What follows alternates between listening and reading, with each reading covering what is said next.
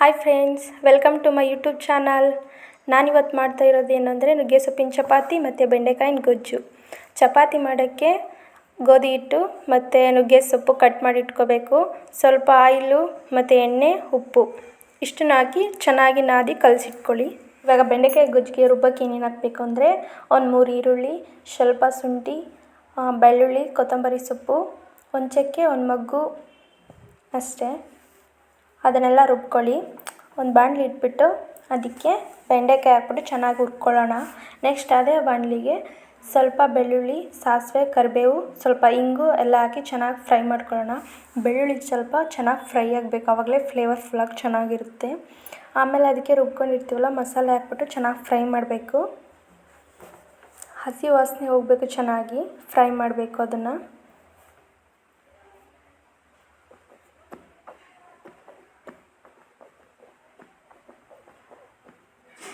ಆಮೇಲೆ ಅದಕ್ಕೆ ಕುದಿ ಬರಬೇಕಾದ್ರೆ ಅದಕ್ಕೆ ಸ್ವಲ್ಪ ಧನಿಯಾ ಪುಡಿ ಮತ್ತು ಸಾಂಬಾರು ಪೌಡ್ರ್ ಹಾಕಿ ಚೆನ್ನಾಗಿ ಮಿಕ್ಸ್ ಮಾಡಬೇಕು.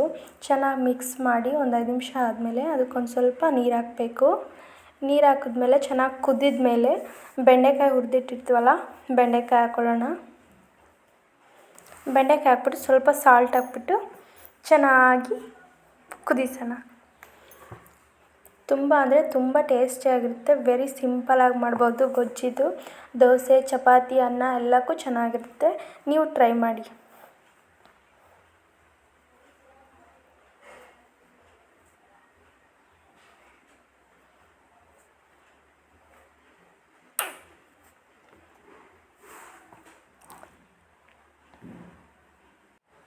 ನೋಡಿ ಫ್ರೆಂಡ್ಸ್, ಗೊಜ್ಜು ರೆಡಿಯಾಗಿದೆ. ಎಷ್ಟು ಚೆನ್ನಾಗಿ ಕಾಣಿಸ್ತೈತೆ ಅಂತ.